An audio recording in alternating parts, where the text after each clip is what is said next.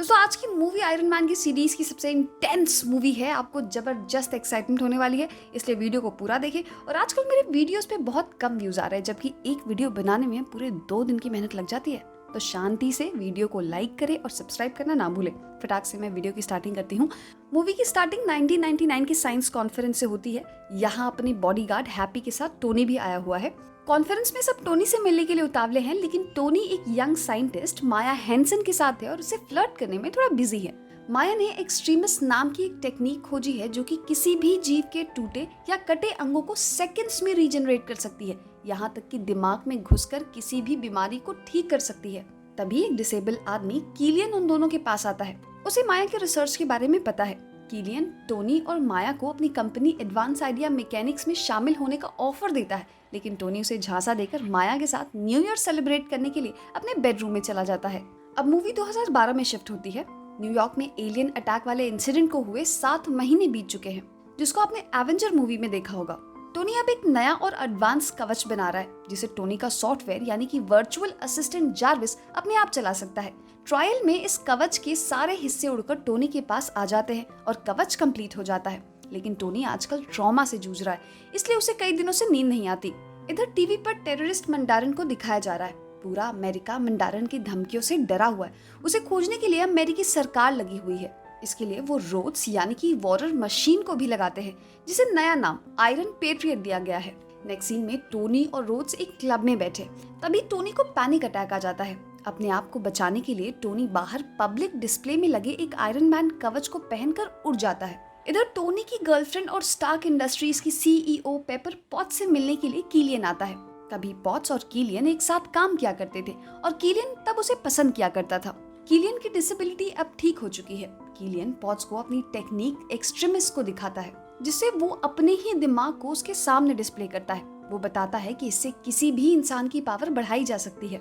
Kylian pots को इस technology के साथ काम करने का ऑफर देता है, लेकिन पॉट्स समझ जाती है कि इस टेक्निक से सुपर ह्यूमन बनाए जा सकते हैं और उसका मिसयूज भी किया जा सकता है, इसलिए वो कीलियन को मना कर देती है। ऑफिस में हैप्पी ये सब देख रहा था। वो सारी बातें टोनी को फोन करके बता देता है। पॉट्स जब घर आती है तो टोनी अपने नए कवच से पॉट्स को टीज कर रहा था, जिससे नाराज होकर वो वहाँ से जाने लगती है।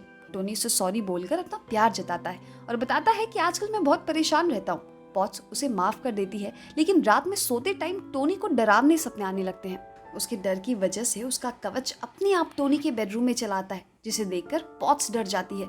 इधर हैप्पी अपनी फेवरेट मूवी देखने के लिए चाइनीज थिएटर में होता है। तभी इस थिएटर में मंडारिन ब्लास्ट करा देता है और ब्लास्ट में हैप्पी घायल होकर कोमा में चला जाता है। हैप्पी को कोमा में देखकर टोनी बहुत दुखी हो जाता है। वो गुस्से में टीवी चैनल पर अपना एड्रेस बताकर मंडारिन को मारने का चैलेंज देता है और अपनी लैब में आकर ब्लास्ट वाली जगह का एनालिसिस करने लगता है। टोनी को पता चलता है कि ब्लास्ट बिना किसी बम की हेल्प से हुआ है। तभी टोनी से मिलने माया आती है। माया वही लड़की है जो स्विट्जरलैंड में टोनी के साथ थी। तभी पॉट्स भी आ जाती है। माया टोनी को कोई जरूरी बात बताने वाली थी। तभी टोनी के घर पे अटैक करने के लिए मंडारिन 2 हेलीकॉप्टर्स भेज देता है। हेलीकॉप्टर मिसाइल से टोनी का घर उड़ने लगता है। ब्लास्ट से पॉट्स को बचाने के लिए टोनी अपने आयरन मैन का कवच उसे पहना देता है और बोलता है कि तुम यहाँ से माया को लेकर बाहर निकल जाओ। पॉट्स के बाहर जाने पर टोनी अपने कवच को उससे वापस बुला लेता है और कवच मिलते ही वो एक हेलीकॉप्टर को उड़ा देता है। इस कवच में उड़ने की ताकत अभी नहीं आई थी, क्योंकि ये केवल एक एक्सपेरिमेंटल कवच था, इसलिए टोनी बचने के लिए पानी में कूद जाता है। लेकिन कवच के उड़ने की पावर ना होने से वो मलबे में फंस जाता है और वो बेहोश होने लगता है। टोनी का सॉफ्टवेयर प्रोग्राम जार्विस टोनी के कवच का एक हाथ वाला हिस्सा निकालकर उसे खींचकर बाहर निकाल लेता है और तब तक पूरे कवच के उड़ने की ताकत भी वापस आ जाती है। जार्विस बेहोश टोनी को वहां से उड़ाकर बहुत दूर टेनेसी के गांव में पहुंचा देता है।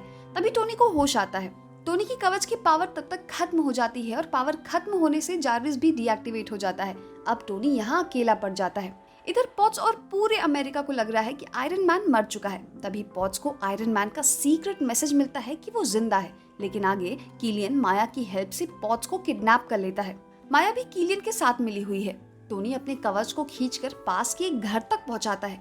घर में एक अकेला बच्चा होता है। उसकी मॉम बाहर है। बच्चे को भी साइंस में इंटरेस्ट है। वो आयरन मैन कवच देखकर खुश हो जाता है। आयरन मैन उसे एक गैजेट देने का लालच देकर कुछ जरूरी सामान अरेंज करने की डील करता है। बच्चा खुशी खुशी तैयार हो जाता है। टोनी उसे लेकर उस जगह पर जाता है जहाँ कीलियन ने पहली बार एक्सट्रीमिस्ट को इंसानों पर ट्राई किया था। इसमें से एक आदमी डेविस मर गया था। बार में टोनी डेविस की मॉम से मिलता है, पर तभी मंदारिन के गैंग के लोग टोनी पर अटैक कर देते हैं। ये लोग अपनी पावर से किसी भी चीज को पिघला सकते हैं, लेकिन टोनी अपनी स्मार्टनेस से इन दोनों से पीछा छुड़वाकर अपने आप को और बच्चे को बचाता है। इधर मंदारिन अमेरिका के सारे टीवी चैनल को हैक करके अमेरिका के प्रेसिडेंट को धमकी देते हुए फोन करने को बोलता है, नहीं तो वो एक आदमी को मार देगा। प्रेसिडेंट उस आदमी की जान बचाने के लिए फोन करता है, लेकिन तब भी मंदारिन उस आदमी को मार ही देता है। वो केवल प्रेसिडेंट और अमेरिका के लोगों को डराने के लिए ऐसा करता है। प्रेसिडेंट वॉर मशीन रोड्स को मंदारिन को ढूंढने का ऑर्डर देता है। रोड्स जब मंदारिन को ढूंढने जाता है तभी टोनी उससे कांटेक्ट करता है। टोनी उसे सैटेलाइट से कनेक्ट होने का पासवर्ड मांगता है। उसके बाद टोनी एक रिपोर्टर की ओबी वैन के इंटरनेट से एक्सट्रीमिस्ट के प्रोजेक्ट की सारी वीडियोस हैक करके देखता है। वीडियोस देखकर टोनी को पता चलता है कि किलियन ने इस टेक्नोलॉजी से इंसानों को जिंदा बम बना डाला है। इस वीडियो में वो सारे लोग होते हैं जिन लोगों ने अभी तक टोनी पर अटैक किया था। इधर वॉर मशीन रोड्स को मंदारिन के लोग पकड़ लेते हैं।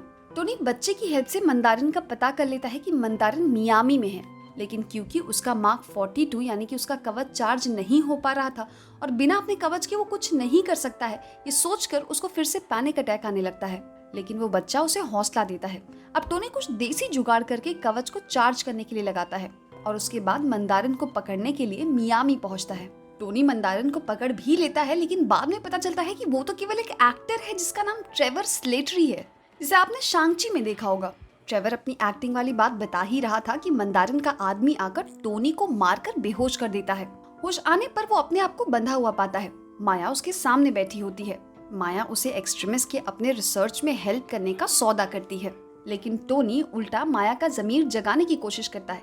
तभी वहाँ किलियन आ जाता है। किलियन उसे बताता है कि जब तुमने स्विट्जरलैंड में मुझे इग्नोर किया था तो मैं एकदम नाउम्मीद हो चुका था। उसी नाउम्मीदी ने मुझे चेंज कर दिया। किलियन उसे बताता है कि वो पॉट्स के अंदर भी एक्सट्रीमिस्ट को डाल रहा है। ये सब माया से देखा नहीं जाता तो वो टोनी को बचाने की कोशिश करती है, लेकिन किलियन माया को भी मार देता है और रोज से कवच लेने के लिए वो उसके कवच को अपनी पावर से गर्म करके रोज को बाहर आने के लिए मजबूर कर देता है। किलियन वॉर मशीन का कवच पहनकर प्रेसिडेंट को किडनैप करने के लिए निकल देता है। इधर टोनी का कवच चार्ज हो चुका था और उड़कर टोनी के पास पहुंचने के लिए बंद दरवाजे को तोड़ने लगता है। टेनेसी वाला बच्चा उस दरवाजे को खोलकर कवच को आजाद कर देता है और उसके बाद टोनी के कवच का सारा हिस्सा एक एक करके टेनेसी से उड़कर मियामी उसके पास तक पहुंचने लगता है। कवच के हाथ वाले हिस्से के पहुंचते ही टोनी अपने आप को छुड़ाकर फाइट शुरू कर देता है। वो रोज को छुड़ाकर प्रेसिडेंट के प्लेन एयरफोर्स 1 में उन्हें बचाने के लिए पहुंचता है, लेकिन तब तक किलियन प्रेसिडेंट को किडनैप कर चुका था। किलियन का आदमी आयरन मैन को मारने की कोशिश करता है, तभी प्लेन में ब्लास्ट हो जाता है। उसके अंदर से प्रेसिडेंट के लिए काम करने वाले लोग गिरने लगते हैं। आयरन मैन किलियन के आदमी को मारकर प्लेन से गिर रहे बाकी आदमी को बचाने लगता है, लेकिन सबको बचाने के बाद जब आयरन मैन लौटने लगता है तो गलती से एक ट्रेन से भिड़ जाता है और उसका पूरा कवच टूटकर बिखर जाता है। लेकिन अभी उसे पॉट्स को बचाना था, जिसके लिए आयरन मैन जार्विस को ऑर्डर देता है किसी सीक्रेट मिशन को स्टार्ट करने का। इसके बाद टोनी के टूटे हुए घर से एक सीक्रेट तहखाने का दरवाजा खुलता है। उसमें से कोई चीज बाहर निकलने लगती है। इधर किलियन पॉट्स और प्रेसिडेंट दोनों को एक पोर्ट पर किडनैप करके लेकर जाता है। रोड्स और टोनी भी दोनों प्रेसिडेंट और पॉट्स को बचाने के लिए यहाँ पहुँचते हैं। टोनी अभी भी बिना किसी कवच के है। पोर्ट पर किलियन के ढेर सारे आदमी हैं। रोड्स को इन सबको मारने के लिए कवच की जरूरत महसूस होती है। तभी आसमान से लाइट दिखाई देने लगती है। रोड्स को लग जाता है कि ये टोनी का ही कोई कमाल होगा। तभी ढेर सारे आयरन मैन के कवच वहाँ पहुंचकर पूरे पोर्ट को घेर लेते हैं। इन सारे कवच को जार्विस ऑपरेट कर रहा था। टोनी जार्विस को ऑर्डर देता है कि सबको उड़ा दो। कवच किलियन के लोगों को मारने लगते हैं। उनमें से एक कवच टोनी के पास आकर उसका कवच बन जाता है। रोड्स कहता है कि भाई मुझे भी एक कवच दे दो, लेकिन टोनी कहता है कि ये सारे मेरे लिए हैं। टोनी अब पॉट्स को बचाने के लिए निकल जाता है। इधर रोड्स लटके हुए प्रेसिडेंट को बचाता है। टोनी पॉट्स को बचा रहा होता है कि उसके कवच को किलियन अपनी पावर से खराब कर देता है। टोनी फिर से बिना कवच के हो जाता है, इसलिए वो पॉट्स को पकड़ नहीं पाता और वो आग में गिर जाती है। टोनी पॉट्स को मरता हुआ देख गुस्से में आ जाता है। किलियन फिर से टोनी पर अटैक कर देता है। टोनी फिर से अपने नए कवच को अपने पास बुलाता है, लेकिन उसके पास पहुंचकर वो कवच बिखर जाता है। किलियन को लगता है कि टोनी का कवच खराब है, लेकिन तभी वो कवच किलियन की बॉडी में फिट होने लगते हैं और फिट होने के बाद जार्विस टोनी के ऑर्डर पर उस कवच को उड़ा देता है। लेकिन किलियन एक्सट्रीमिस्ट की पावर से फिर से खुद को जोड़कर जिंदा कर लेता है और वो टोनी को मारने वाला था कि तभी पॉट्स आकर किलियन को मार देती है। जी हाँ, पॉट्स जिंदा है क्योंकि किलियन ने पॉट्स को एक्सट्रीमिस्ट का डोज दिया था, जिससे वो भी उन्हीं की जैसे पावरफुल हो गई थी। वो टोनी को बचा लेती है। अब सब ठीक हो जाता है। प्रेसिडेंट को बचा लिया जाता है। स्पॉट्स का इलाज करके टोनी उसे फिर से नॉर्मल कर देता है। टोनी अपनी बॉडी के छर्रे भी निकलवा देता है, जिससे अब उसे आग रिएक्टर की जरूरत नहीं है। टोनी उस बच्चे के लिए लैपटॉप जैसे ढेर सारे गैजेट्स भी भिजवा देता है जिसने उसकी हेल्प की थी। वो गिफ्ट्स देखकर बहुत खुश है और मूवी यहीं पर खत्म हो जाती है। पोस्ट क्रेडिट सीन में टोनी पैनिक अटैक वाला अपना दुख डॉक्टर बैनर यानी कि हल्क को बता रहा है, लेकिन उसकी बातें सुनकर हल्क को नींद आ जाती है। नींद खुलने पर वो टोनी से सॉरी बोलते हुए कहता है कि देखो मैं कोई साइकोलॉजिस्ट नहीं हूँ, मेरे से नहीं हो पाएगा ये सब। इसी फनी सीन के साथ मूवी यहाँ पर एंड हो जाती है। Thank you for watching.